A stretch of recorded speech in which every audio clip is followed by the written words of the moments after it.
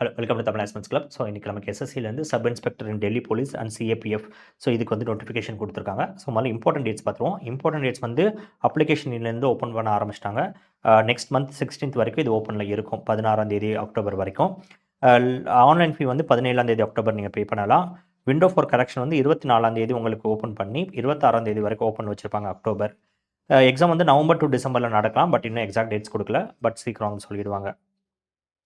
Okay, இப்போ tentative vacancies பார்த்தீங்கன்னா டோட்டலாக நமக்கு வந்து 114 வேகன்சிஸ் இருக்குது sub inspector executive Delhi police மேல் கேட்டகரிக்கு. ஏன் 142 இல்லைனா இது வந்து X serviceman special category 10% reservation for departmental candidates. இந்த கேட்டகரி இருக்கவங்களுக்கு பார்த்தீங்கன்னா கிட்டத்தட்ட 30 வேகன்சிஸ் போயிடும். ஸோ நமக்கு வந்து 114 வேகன்சிஸ் இருக்குது. அதே பார்த்தீங்கன்னா ஃபீமேல் கேட்டகரியில் 70 வேகன்சிஸ் இருக்குது.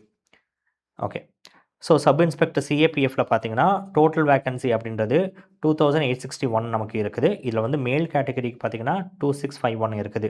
ஸோ இது வந்து டிஃப்ரெண்ட் கேட்டகரிஸ் வச்சுருக்காங்க. சிஆர்பிஎஃப், பிஎஸ்எஃப், ஐடிபிவி, சிஐஎஸ்எஃப், எஸ்எஸ்பி இது எல்லாத்துலேயும் பார்த்தீங்கன்னா அவங்க வேகன்சி கொடுத்துருக்காங்க. ஸோ டோட்டல் வேகன்சி வந்து 2651 மேல் கேட்டகரிக்கு, ஃபீமேல் கேட்டகரிக்கு வந்து 210 இருக்குது.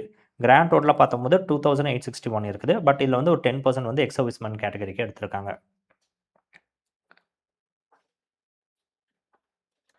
அடுத்து age limit. So age limit பார்த்தீங்கன்னா இது 20 to 25 இயர்ஸ் இருக்கவங்க அப்ளை பண்ணுறது. ஸோ இதுக்கு வந்து கட் ஆஃப் டேட் கொடுத்துருக்காங்க.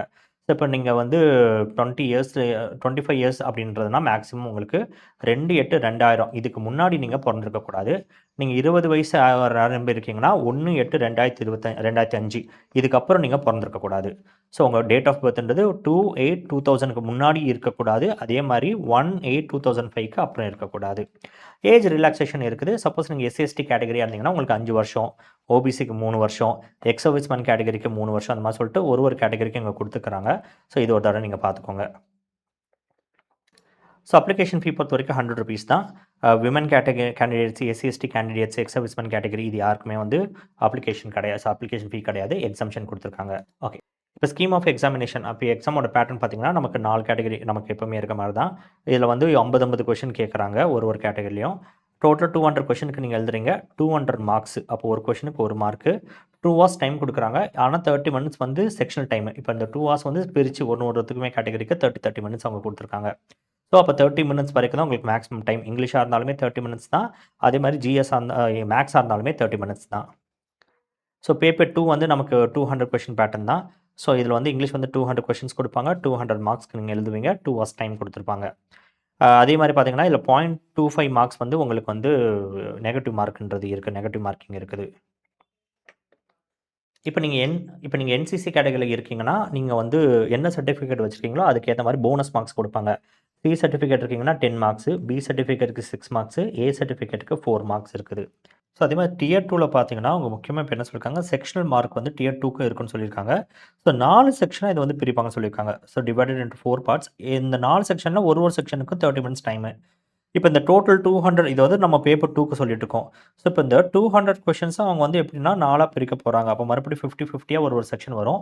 ஸோ இந்த 50-50யில் என்னென்ன மாதிரி கொஷின்ஸ் வரும்னு அவங்க கொடுக்கல. ஸோ எனக்கு தெரிஞ்சு அதுக்கேற்ற மாதிரி காம்பன்சேட் பண்ணி தான் இந்த 4 செக்ஷன் எடுத்துகிட்டு வருவாங்க. ஸோ அதில் வந்து 30 minutes டைம்ன்றது ஒரு செக்ஷனுக்கு நமக்கு இருக்கும். ஸோ இதெல்லாம் கொஞ்சம் புதுசு தான். இப்போ செக்ஷனல் டைமிங் அப்படின்றதுலாம் இப்போ கொஞ்சம் புதுசாக தான் இருக்குது. இது வந்து மறுபடியும் மற்ற எக்ஸாம்ஸ்க்கெல்லாம் வருமா அப்படின்றது தெரியல நமக்கு. ஸோ ஆனால் இப்போதைக்கு நமக்கு இந்த மாதிரி செக்ஷனல் டைமிங் கொடுத்துருக்காங்க. ஓகே, இப்போ நம்ம ஃபிசிக்கல் ஸ்டாண்டர்ட் டெஸ்ட்டும் அண்ட் ஃபிசிக்கல் என்டியூரன்ஸ் டெஸ்ட்டும் நம்ம பார்ப்போம். ஸோ ஃபிசிக்கல் ஸ்டாண்டர்ட் டெஸ்ட்டில் முதல்ல ஹைட்டோட நார்ம்ஸ் பார்த்தீங்கன்னா ஹைட் வந்து மேல் கேட்டகரி 170 அவங்க இருக்கணும். செஸ்ட் வந்து எக்ஸ்பேண்டட் 80 அண்ட் அன்எக்ஸ்பேண்டட் வந்து 80, எக்ஸ்பேண்டட் வந்து 85. அதே மாதிரி மேல் கேண்டிடேட்ஸ் வந்து இந்த ஏரியாஸ்குள்ளே அவங்க இருக்காங்கன்னா அவங்களுக்கு வந்து 165 சென்டிமீட்டர் இருந்தால் போதும். மற்ற ஸ்கெடியூல் ட்ரைப்ஸாக இருந்தாங்கன்னா 162.5 இருந்தால் போதும். அதே மாதிரி ஹைட் செஸ்ட் பார்த்தீங்கன்னா எஸ்டி ஸ்கெடியூல் ட்ரைப்ஸ் இவங்களுக்கு வந்து 77 இருந்தால் போதும். அன்எக்ஸ்பேண்டடு, எக்ஸ்பேண்டட் 82 இருந்தால் போதும். ஸோ ஃபீமேல் கேண்டிடேட்ஸ் பார்த்தீங்கன்னா அவங்க ஹைட் வந்து 157 இருக்கணும். அதே மாதிரி இந்த ஏரியாஸில் இருக்கவங்களாம் இருக்காங்கன்னா 155 இருந்தால் போதும். எஸ்டி கேண்டிடேட்டாக இருக்காங்கன்னா 154 இருந்தால் போதும். ஓகே, இது வந்து அடுத்து பார்த்தீங்கன்னா எஸ்ஐ சிஏபிஎஃப்பில் பார்த்தீங்கன்னா அதே தான் நார்ம்ஸ் வந்து 170, 165, 157. ஸோ மேல் கூர்க்கா கேண்டிடேட்ஸ் இருக்காங்கன்னா 157. இதுவே எஸ்டி கேண்டிடேட்ஸாக அவங்க இருக்காங்கன்னா அவங்களுக்கு வந்து 162.5 இருக்கணும், 77 அண்ட் 72 அதே நமக்கு நார்ம்ஸ் தான் இருக்குது. ஓகே. ஸோ வெயிட் பார்த்தீங்கன்னா, வெயிட் கரஸ்பாண்டிங் டு ஹைட் அதாவது பிஎம்ஐ பார்ப்பாங்க. உங்கள் ஹைட்டுக்கு ஏற்ற வெயிட் இருக்கா அப்படின்றத அவங்க செக் பண்ணிப்பாங்க.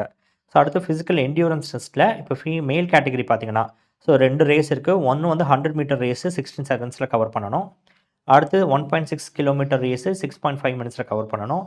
லாங் ஜம்ப் வந்து 3.65 மீட்டர்ஸ் வந்து 3 சான்சஸில் அவங்க இது பண்ணணும்.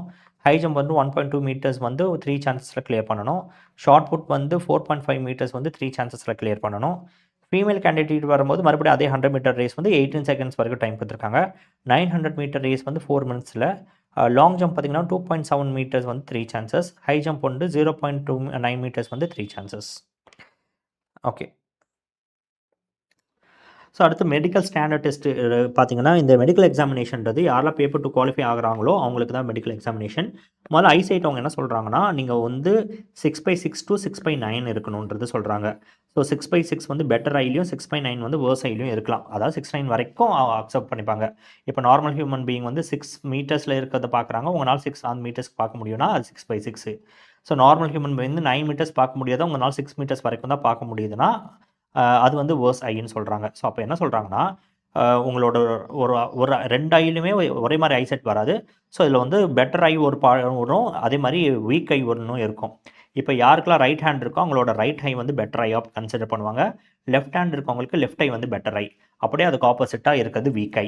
சப்போஸ் உங்கள் ரைட் ஹேண்டு நீங்கள் ரைட் ஐ இருக்குன்னா அந்த ரைட் ஐ வந்து உங்களுக்கு 6/6 இருக்கணும். லெஃப்ட் ஐ வந்து 6/9 வரைக்கும் போகலாம். ஸோ 6/6 இருந்துச்சுன்னா சான்சஸ் அதிகம். ஆனால் இந்த எதுவுமே நீங்கள் வந்து ஐ கரெக்ஷன் பண்ணாமல் கிளாஸஸ் எதுவுமே போடாமல் உங்களோட ஐசைட் வந்து இந்த லெவலில் இருக்கணும். மற்றதெல்லாம் நமக்கு தெரியும் தான். ஸோ காலில் எந்த பிரச்சனை இருக்கக்கூடாது, நாக் நீ இருக்கக்கூடாது, ஃப்ளாட் ஃபுட் இருக்கக்கூடாது, வெரிகோஸ் வெயின்ஸ் இருக்கக்கூடாது. இது எல்லாமே நமக்கு தெரிஞ்சது தான். ஸோ ஸ்குவிண்ட் ஐஸ் இருக்கக்கூடாது. Okay. So finally selected candidates வந்து என்ன பண்ணுவாங்கன்னா, so jumping over the vertical board, holding the rope on jumping from the board, toss on swing இந்த இந்த டாஸ்க்கெல்லாம் நீங்கள் பண்ணுற மாதிரி இருக்கும். ஓகே. அடுத்து வந்து அடுத்து டேட்டூ. ஸோ டேட்டூ பார்த்தீங்கன்னா ரிலீஜியஸ் சிம்பிள்ஸாக இருக்க வரைக்கும் இட்ஸ் ஃபைன். பட் அதுவே பார்த்தீங்கன்னா லொக்கேஷன் எந்த இடத்துல இருக்குன்றது பார்க்கணும். ரொம்ப எக்ஸ்பிளிசிட்டாக வெளியே தெரிகிற மாதிரி இருக்கக்கூடாது. ஸோ உங்கள் ஆர்மோட உள் சைடில் மேக்ஸிமம் இருக்கிற மாதிரி இருக்கணும். அதோட சைஸ் வந்து எந்த ஆர்கனோ அந்த ஆர்கனோட 1/4 மட்டும்தான் அது இருக்கணும். ஓகே. இப்போ எக்ஸாமினேஷனோட அட்மிஷனை பொறுத்த வரைக்கும் நல்லா கேட்டுக்கோங்க. ஆதார் பேஸ்டு ஆத்தென்டிகேஷன் நீங்கள் பண்ணணும். ஆதார் பேஸ்ட் ஆத்தென்டிகேஷன் பண்ணிட்டீங்கன்னா பெரிய ப்ரொசீஜர் எதுவும் கிடையாது. இன்கேஸ் நீங்கள் அதை பண்ணாத பட்சத்தில் அந்த சென்டருக்கு நீங்கள் 2 ஹவர்ஸ்க்கு முன்னாடி போகணும். அது போகும்போது நீங்கள் எக்ஸ்ட்ரா ஐடி ப்ரூஃப் வந்து எடுத்துகிட்டு போகிற மாதிரி இருக்கணும். உங்கள் டேட் ஆஃப் பர்த்தை அதை கன்ஃபார்ம் பண்ணுற மாதிரி இருக்கணும். ஸோ அது உங்கள் ஓட்டர் ஐடியா இருக்கலாம், அவங்க இங்கே லிஸ்ட்டு கொடுத்தது ஏதாவது இது இருக்கலாம். அதே மாதிரி இன்கேஸ் இதில் எதுவுமே உங்ககிட்ட இல்லை எடுத்துகிட்டு வரதில் டேட் ஆஃப் பர்த் அது மென்ஷன் ஆகலைன்னா கண்டிப்பாக உங்களோட 10th சர்டிஃபிகேட்டை நீங்கள் ஒரிஜினல் எடுத்துகிட்டு போகிற மாதிரி இருக்கணும். ஸோ ஒரிஜினல் டாக்குமெண்ட் நீங்கள் எடுத்துகிட்டு போகிற மாதிரி இருக்கணும். ஓகே. ஸோ அகைன் நீங்கள் வந்து இப்போது எந்த ஜாப் ப்ரிஃபரன்ஸ் கொடுக்க போகிறீங்களோ அதுக்கான கோடு கொடுத்துருக்காங்க. ஸோ அந்த கோடு வந்து நீங்கள் கரெக்டாக ஜாப் ப்ரிஃபரன்ஸ் கொடுக்கும்போது என்டர் பண்ணுங்கள். என்டர் பண்ணிவிட்டு அது முடிச்சிட்ட அப்புறம் அது ஃபைனல் ஆயிடுச்சுன்னா அது இர்ரிவர்சிபிள். அதை நீங்கள் இதுக்கப்புறம் மாற்ற முடியாது.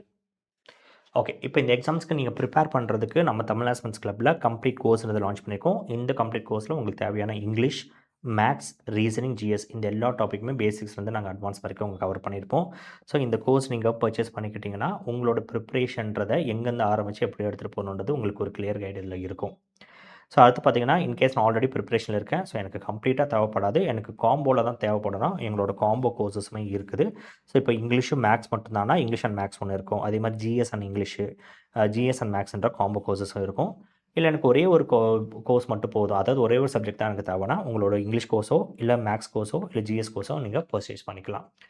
ஓகே. ஸோ இது போக உங்களுக்கு வேறு ஏதாவது டவுட்ஸ் இருந்துச்சுன்னா நீங்கள் கமெண்ட் செக்ஷனில் போடுங்க. அதே மாதிரி எங்கள் டெலிகிராம் சேனலையும் ஜாயின் பண்ணிவிட்டு அதுலேயும் உங்களோட டவுட்ஸை போஸ்ட் பண்ணலாம். மறக்காமல் சேனலை சப்ஸ்கிரைப் பண்ணிவிடுங்க. தேங்க்யூ.